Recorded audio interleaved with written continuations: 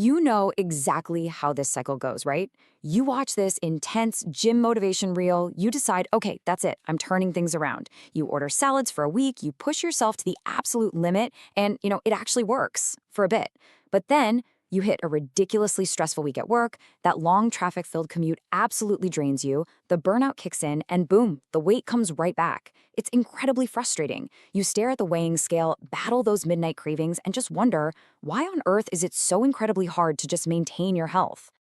And we always blame ourselves, don't we? We carry around this heavy guilt thinking, I just don't have enough discipline. But what if your willpower isn't actually broken? What is this constant, exhausting cycle of starting over isn't your fault at all, but just, well, an entirely incomplete approach to begin with? So this is exactly where we need a massive mindset shift. When we look at ancient systems like Ayurveda, but through a modern lens, we realize something huge. Weight loss isn't just a simple math equation of counting calories. No way. It's deeply, fundamentally connected to your gut, how you sleep after a long, stressful day, and how you actually manage your burnout. It's really about looking at your entire lifestyle. Section 1. Why crash diets fail. The illusion of the quick fix. We totally live in a culture of the quick fix. But the reality? Extreme, restrictive diets are pretty much doomed to fail from day one. They literally fight against your body's natural needs.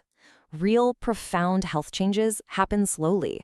When we try to force our bodies into this completely unrealistic transformation, while we're juggling back-to-back Zoom calls and a crazy, demanding work life, we really just end up exhausting ourselves even more. Section 2. Agni, your digestive engine. It's way more than what you eat. In Ayurveda, digestion is the absolute central pillar of your health. It's called Agni, which essentially means your digestive fire. Think of it like an engine that processes your food, your energy, and your overall vitality. When this fire gets weak, your body feels super heavy. You know that dreaded 3 p.m. slump at your desk where you just feel tired, brain-fogged, and bloated? Yeah, that's weak Agni. Even if you're eating super healthy, if your internal engine isn't running right, you're still going to feel completely sluggish. Section 3.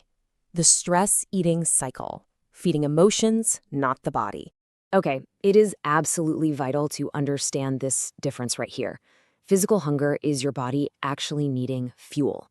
But emotional hunger, that doesn't need food at all. It needs stress relief. It needs a desperately long break from the laptop screen. When that anxiety hits after a grueling workday, or your inbox is just overflowing, that's what triggers mindless snacking. We reach for food to soothe our nervous system, guys, not our stomach. And we all know exactly where this peaks, right? The late night cravings. You've had a ridiculously long day, you're just laying there scrolling reels in bed, and suddenly you're raiding the kitchen for some midnight Maggie or pulling up a food delivery app. It's such a common routine for so many of us. But Ayurveda encourages us to intentionally slow down, to just pause for a second and ask ourselves, wait, am I actually hungry right now before taking that bite? Section 4, Sleep and Weight Gain, the missing link. Honestly, this is arguably one of the most ignored causes of weight gain today. And here is exactly how it happens. Step 1, irregular sleep disrupts your entire baseline rhythm. Because you didn't sleep well, step 2 hits. Your body experiences intense energy crashes the very next afternoon. To compensate for that horribly low energy, your body desperately seeks quick fuel. So, step 3, your cravings just skyrocket. Which inevitably leads to step 4, where your overall recovery absolutely tanks. This whole cascading chain reaction is exactly how sleep deprivation directly drives weight gain. Because at the end of the day, your recovery dictates your metabolism. And honestly, I find this to be a really comforting realization. Think about it.